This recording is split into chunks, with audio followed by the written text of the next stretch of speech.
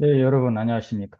드디어 우리 성막책 대단원의 마지막 장, 성막 53장, 성도의 삶에 대해서 한번 이야기해 보도록 하겠습니다.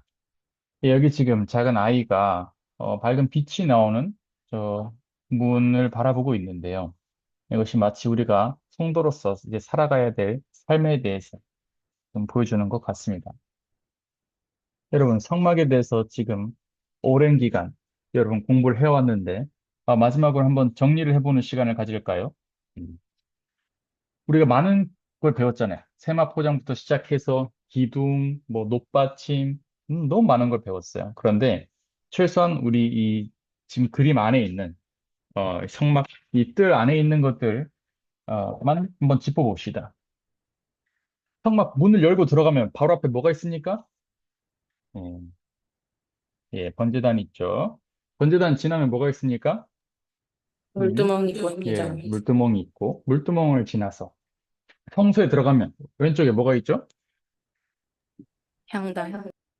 등대가 있죠. 그리고 오른쪽에 뭐가 있죠? 예, 떡상이 있고, 그 앞에 뭐가 있어요? 예, 향단이 있죠. 맞아요?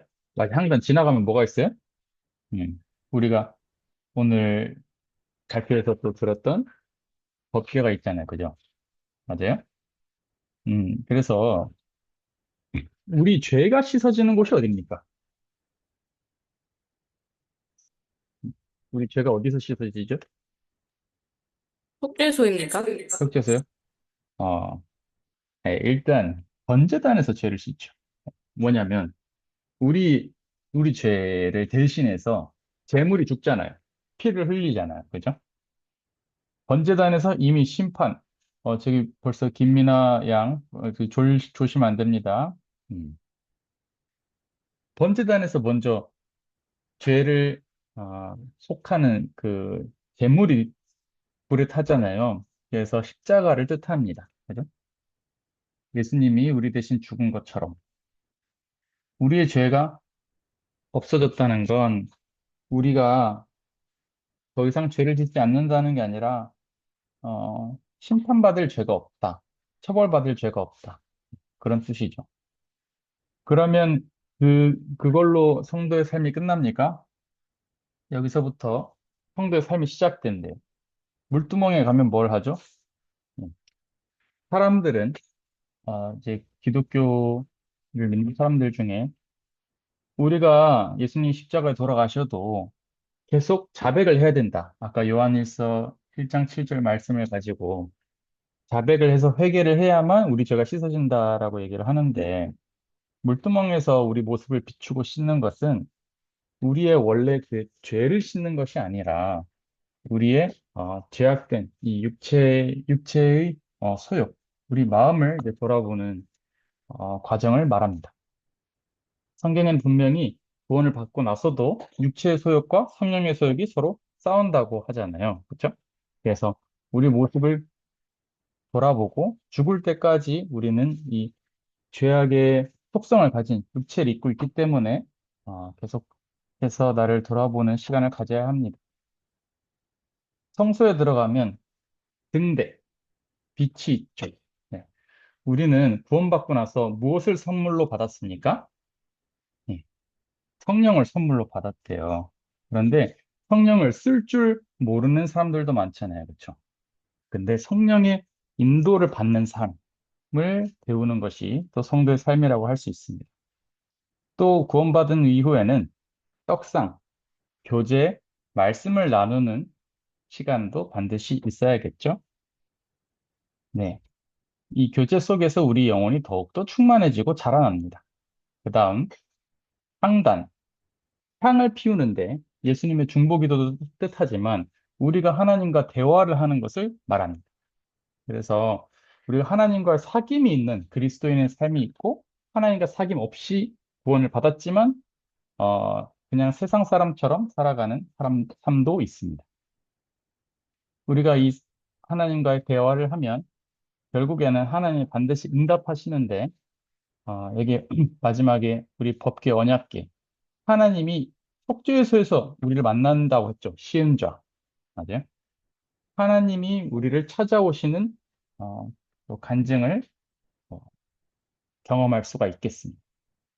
그래서 다시 이 성막 안에 있는 주요 기구들을 보면 우리 신앙의 여정을 배울 수가 있다. 이런 마음이 듭니다. 네, 여기 지금 한 아이가 궁금한 표정을 짓고 있어요. 왜 그럴까요? 이 배경은 뭐죠? 음, 예, 세마포장에 있어요. 세마포장은 사람의 키보다 크잖아요. 그죠? 안에 뭐가 있는지 알 수가 없어요. 그래서 성막 안에 들어가 보지 않은 사람은 이 성막의 가치를 모릅니다. 반대로 성소 안에 들어가 본 사람, 지성소 안에서 이 황금빛의 등대와 떡상과 법궤를 본 사람은 눈이 지금 어떻게 돼 있어요? 막 휘둥그레져 있다, 그죠? 이거를 본 사람과 안 본 사람으로 나눌 수 있다. 성막이 얼마나 귀한지 밖에서 보면 알 수가 없어요. 그 안에 무슨 일이 일어났는지, 하나님이 우리한테 주신 것이 무엇인지를 알 수가 없어요. 마치 이렇게 성막 주변을 맴돌기만 하는 삶도 있을 것이고, 어떤 사람은 그 안에 번제단을 경험한 사람, 물두멍을 경험한 사람, 뭐 등대랑 떡상을 경험한 사람, 또 지성소를 안에 들어가서 법궤를 또 본 사람의 마음의 깊이가 다를 수밖에 없다. 네. 같은 성도로 살더라도 그 깊이가 다를 수 있다. 이런 얘기를 하는 겁니다. 네, 여기 보세요. 거울 앞에 있는 이 아이 얼굴이 굉장히 더럽죠? 왜 이렇게 침울한 표정을 짓고 있을까요? 성도로 살아도요, 우리는 끊임없이 자기 자신을 보는 습관이 있습니다. 습성이 있어요. 내가 나를 보면 어떻습니까? 예, 내 죄가 보이고, 내 연약함이 보이고, 부족함이 보이는 거예요. 여기에 매여서 살 수밖에 없습니다. 사단이 노리는 것이 그런 거죠. 우리가 평생을 살면서 계속 나 안에 갇혀서 살게 만들어요. 그래서 구원을 받은 성도지만 우울증에 걸릴 수 있어요, 충분히. 맞아요? 네. 어둡게 살 수 있다는 거예요. 그 사단의 속임에 넘어가면, 내 생각에 갇혀 살면 그렇게 살 수밖에 없습니다. 하지만, 성막에서 말하는 건 뭐예요? 이 예수님을 바라보라는 겁니다. 내 자신을 보지 말고 예수님을 바라봐라. 그럼 그 안에서 소망과 믿음과 평안을 누리고 살 수 있는 세계가 나는 겁니다. 그래서 여기 지금 한 아이가 맛있게 빵을 먹고 있잖아요. 그죠? 음, 아까 봤던 우리 성소 안에 등대랑 떡상이 있었잖아요. 그죠? 등대, 빛, 성령의 인도받는 삶을 배우고, 교제, 말씀을 나누는 삶을 배우는 거예요. 하나님은요, 우리가 구원받은 데서 멈춰 있기를 원하지 않아요. 계속해서 자라나기를 바라십니다. 예. 뭐, 세상에서는 이거를 막 신학적인 용어로 막 성화된다 이런 표현도 쓰는데, 우리가 지금 얘기하는 건 이제 그런 차원이라기보다 구원받은 사람도 우리가 다윗의 생애를 보거나 아브라함의 생애를 보거나 다 자라나는 과정이 있잖아요. 그죠? 그래서 이 저자의 목사님도 그, 구원받은 것이 끝이 아니다. 어떤 사람은 이 박 목사님 보고 왜 죄사함밖에 전하지 않습니까? 이렇게 비난하기도 한데요. 음, 근데 물론 성막에서 제일 중요한 건 속죄소고 우리 구원이 이제 은혜로 받아진 것이 가장 중요한 것은 사실이지만 그것이 예수님의 전부가 아니다. 네. 우리 구원받은 이 삶 속에는 자라나는 것도 반드시 포함됩니다. 이해되십니까? 네. 여기 보세요.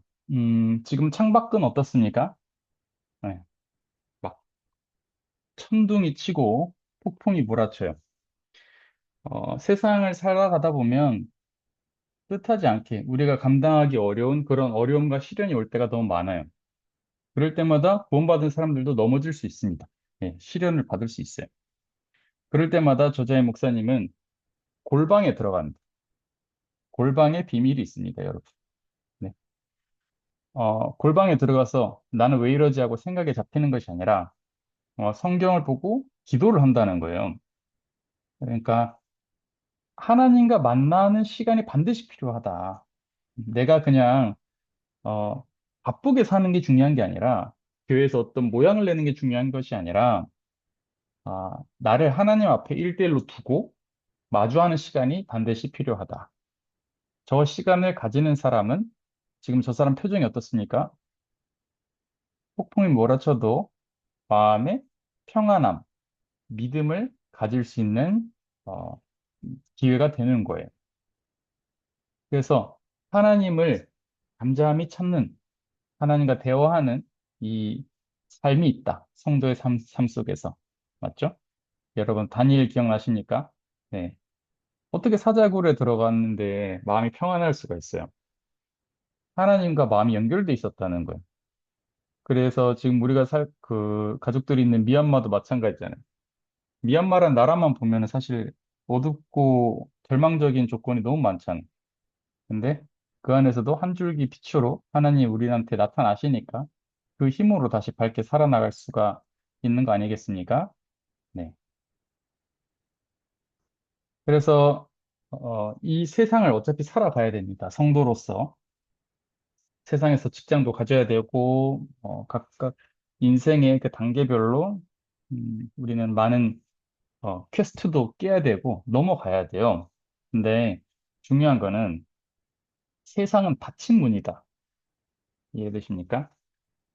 나를 다 품어줄 것처럼 보여도 세상에서 내가 수고하고 노력하고 힘쓰고 애쓰고 해도 결국은 닫힌 문이다. 이 안에는 평안이 없고 참된 행복이 없어요. 그래서 내가 마음을 쓰는 만큼 나중에 허무합니다. 네. 끝을 돌아보면 나한테 수고밖에 남지 않는 것이 이 세상 삶이다. 그런데 이 세상을 살아가면서 좁은 길이지만 오른쪽을 보면 열린 문이 하나 있어. 그게 바로 예수님인데 우리가 힘들고 막 죽을 것 같아도 우리가 감당치 못할 시험을 당하지 않게 하셨다고 하는 말씀이 있습니다. 구원받은 성도의 삶에는 반드시 저 작은 예수님의 빛이 비춰집니다. 마음의 감각이 있는 사람은 저 작은 빛을 쫓아가요. 찾아가다 보면 거기서 하나님이 나한테 주신 보물찾기를 하는 거예요. 하나님 나한테 이런 걸 준비하셨네. 하나님 나한테 저런 걸 준비하셨네. 이렇게 찾아가는 그 여행, 그 모험을 하는 것이 우리 성도로서 주어진 삶이다.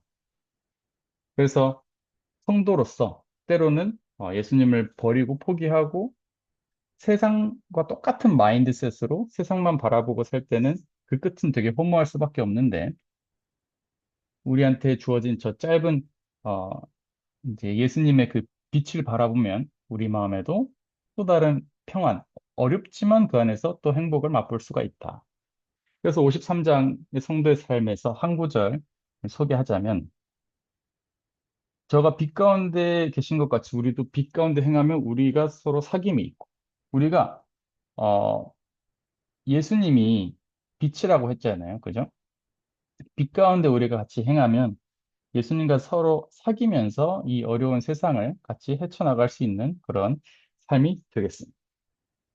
그래서 오늘 발표는 이것으로 마무리하고 그동안 성막 스터디를 함께 해주셔서 여러분 너무나 감사합니다.